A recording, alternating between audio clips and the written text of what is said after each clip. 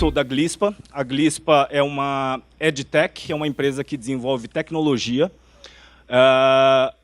para publicidade, no nosso caso aqui, para celular. E para celular eu digo apenas tráfego de aplicativos, ou seja, a gente não trabalha com mobile web e a gente não trabalha com desktop. Então, os nossos serviços são basicamente voltados para dois modelos de negócio. Um deles é para quem quer promover os seus jogos ou aplicativos, então a gente gera, na verdade, audiência, a gente gera instalação de aplicativos, e o outro lado do negócio é a monetização, ou seja, soluções que ajudam vocês desenvolvedores a monetizar através de anúncios. Tá? Hoje a Glispa ela tem aproximadamente uns 400 funcionários, é uma empresa global, tem sede em Berlim, e a gente tem escritórios na China, na Europa, nos Estados Unidos e aqui no Brasil. E os modelos de negócios para jogos mobile, na verdade, eles não mudaram muito, ou seja, não surgiram novos modelos que as empresas podem, então, na verdade, utilizar para gerar receita ou para monetizar, né, a base de usuários. O primeiro modelo de negócio continua sendo, então, o free-to-play, né, com o in-app purchase, né, as compras dentro do aplicativo. Só que eles têm agora, então, alguns pontos chaves que os grandes publishers eles mencionam como importantes para você conseguir manter o sucesso com esse modelo. Uma das principais diferenças, e que foi provavelmente citado pela maioria dos grandes estúdios, é utilizar então cada vez mais os recursos e tecnologia para Deep Data, né? Uma análise bem aprofundada de dados, justamente para você conseguir trabalhar métricas, principalmente de retenção e engajamento. Né? Ou seja, então você não vai prestar somente atenção nas métricas de conversão, de aquisição de usuários, nem simplesmente nas métricas de receita, de monetização, mas sim os potenciais pontos chaves para reter e engajar usuários. A gente também notou que muitos dos publishers que antes trabalhavam somente com in-app purchases, mas agora também começam a trabalhar um modelo um pouco mais híbrido, incluindo, por exemplo, anúncios para a base de usuários que não monetizam. Porque, como todos sabem, in-app purchases tem uma das características uma base muito pequena dos usuários que realmente faz compra dentro do jogo. Advertising vai ganhar cada vez mais força em plataformas mobile, principalmente games.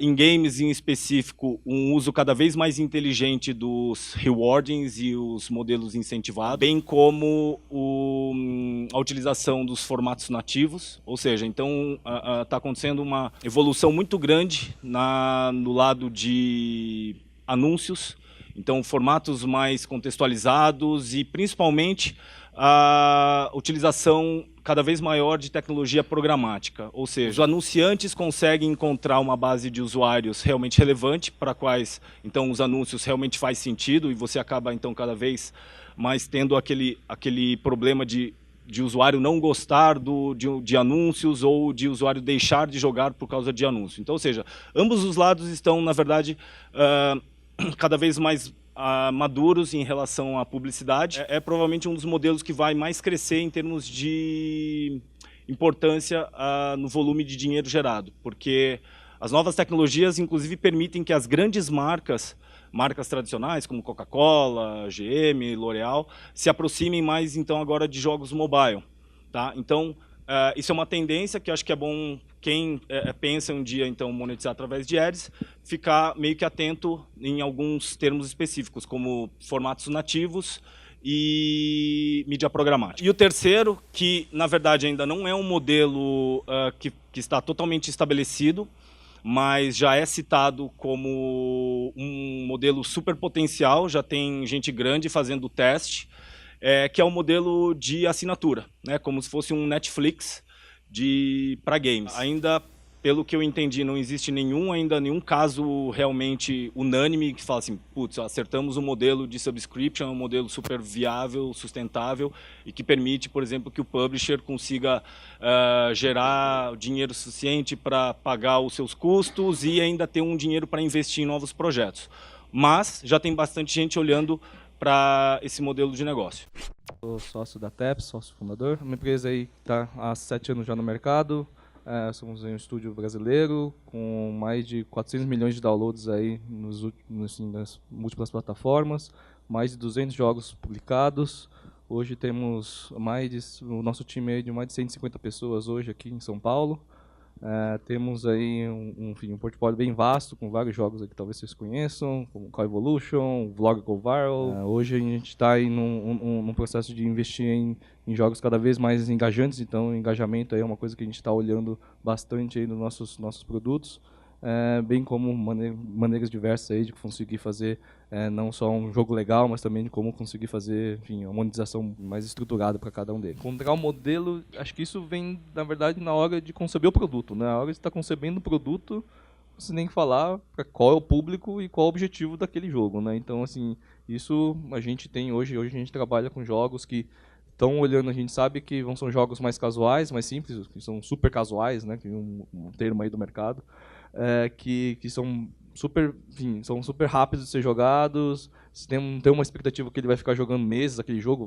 Assim, é um jogo que ele vai se divertir, vai gostar, vai achar engraçado, mas vai passar a onda, ele vai ver o próximo jogo. Então, nesse jogo, provavelmente não vai ser uma monetização via compra. Vai ser, provavelmente, ele vai ver uma propaganda, vai ver um vídeo lá que ele ganha umas moedinhas a mais para conseguir avançar. Então, vai ser algo que ele vai ser de momento, né? Então, isso você já está pensando num produto que não está pensando numa retenção a longo prazo. Agora, você está pensando num produto que ele vai ter uma retenção de 30 dias, 90 dias. Você sabe que você vai investir mais conteúdo enfim, a cada mês você vai lançando mais conteúdo para aquele jogo. Provavelmente você não vai querer colocar, enfim, não vai querer perder aquele jogador. Enfim, você vai querer segurar ele ao máximo. Então, provavelmente, propaganda, enfim, colocar a monetização via propaganda talvez não seja o mais interessante. Você vai querer que ele goste do jogo, fique viciado, digamos assim, no jogo, né? Então, aí você vai olhar para a estratégia de monetização via compra. Então, acho que na concepção do produto, acho que esse é o momento de conseguir decidir qual é o caminho para cada modelo de monetização. E aí, para acertar isso, enfim, os desafios de acertar isso é medir. Então, acho que isso o desafio é como você consegue medir e falar, puxa, qual é a taxa de conversão? Quem é o público que está olhando? Existe um comportamento de um público que gasta, de um que não gasta? Como que eu olho isso? E aí é muito analytics ali por trás para conseguir fazer essa avaliação. Diversas ferramentas no mercado, muitas delas gratuitas. O desafio é aprender a usar esse tipo de ferramenta e conseguir depois fazer essa análise desses dados, porque aí você consegue saber um pouco do comportamento do jogador. Subscription, a assinatura é um modelo, acho que super interessante, assim, do ponto de vista de monetização, porque é algo recorrente, né? Receita recorrente no mercado de jogos é um modelo, digamos, maravilhoso. O desafio é como você cria algo de valor suficiente para que o jogador fala, puxa, eu vou gastar isso aqui, eu sei que eu vou jogar esse jogo durante meses, por isso eu vou fazer essa assinatura. A gente tem começado a testar algumas coisas, enfim, alguns jogos nossos, a gente está começando alguns experimentos, então ainda bem de forma tímida para conseguir entender o modelo. Ainda não existe um modelo pronto, então, será que eu vou fazer um modelo meio premium para as pessoas, para os jogadores premium que vai conseguir ter acesso a conteúdo antes dos outros? Será que é para ter simplesmente para ele ter, enfim, para ele conseguir ter conteúdo recorrente todo diário, né, conteúdo novo todo dia? Onde que ele vai gerar valor, né? Então isso é uma coisa que tem alguns cases que já tem o mercado que ele recebe por exemplo, moedinhas frequentemente. Ele tem um subscription todo dia, ele ganha 1000 moedinhas. Não é claro qual é o modelo, enfim, existe um modelo padrão, mas acho que é a questão de testar e principalmente aí que as plataformas estão oferecendo. Google, Apple está oferecendo esse modelo, testar, é o momento de conseguir testar e como encaixar isso nos jogos que vocês estão pensando. Então, mais o desafio é como fazer isso a longo prazo. Sou diretor de marketing e sócio da Cupcake Entertainment. Cupcake é uma startup de games focada em jogos free-to-play. A gente faz casual brain puzzle e o nosso objetivo como empresa, nosso objetivo audacioso, é ser a maior empresa de casual brain puzzle games do mundo. A gente tem trabalhado muito forte em cima disso, tem crescido muito e muito rápido. Do Big passado para cá, por exemplo, a gente aumentou a nossa receita em 5 vezes e a gente continua crescendo. E recentemente início desse ano, a gente fechou um investimento de $1 milhão com a PlayLab, que é uma empresa da Tailândia, e esse investimento ele é focado em ajudar a gente a crescer e alcançar essa meta. Então, como empresa, a gente é muito audacioso. Nós focamos muito em métricas e eu acho que a gente tem um painel interessante aqui. Hoje em dia, a gente monetiza muito bem com in-app purchase. 100% da nossa receita vem de compras dentro do aplicativo. E o Flávio, por exemplo, da Taps, hoje em dia eles são muito fortes em ads e monetização com isso. Uma coisa que eu vejo assim da grande diferença entre um jogo onde tu monetiza com ads, um jogo onde tu monetiza com compras no aplicativo, é que no jogo free to play, onde tu monetiza com compras, tu precisa de fato convencer aquele usuário a gastar dinheiro contigo. Ele está tirando dinheiro da carteira dele, da conta de banco dele, do cartão de crédito e está dando para ti. Então ele tem que acreditar que aquele jogo e que aquilo ali que ele vai te proporcionar uma experiência melhor do que ele teria não gastando. Então, esse convencimento é que é a parte mais difícil de tu conseguir fazer um jogo que monetize bem com in-app purchases. Compras, elas são feitas por uma porcentagem muito pequena de pessoas dentro do aplicativo. Então, tu precisa otimizar ao máximo aquelas pessoas que estão entrando para chegar no final do funil e fazer uma compra no teu jogo. E essa otimização ela é feita através de melhorar retenção, é sempre a primeira métrica que tu tem que trabalhar.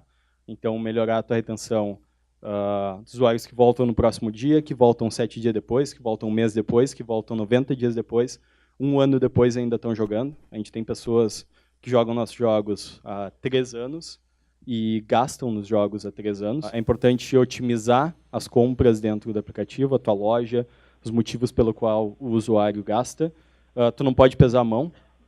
Tem muito jogo que erra nisso e é extremamente agressivo e passa o tempo todo jogando anúncio na tua cara e isso é cansativo e o usuário não gosta. Então, tu tem que otimizar o teu funil. Cada mercado funciona de uma maneira diferente, mas eu acho assim, em questão, comparando Brasil e Estados Unidos, por exemplo. Hoje em dia, 80% da receita da Cupcake vem dos Estados Unidos, os outros 20% é basicamente UK, Canadá, Austrália, Nova Zelândia. E Brasil, sei lá, de vez em quando a gente tem um 0,01%.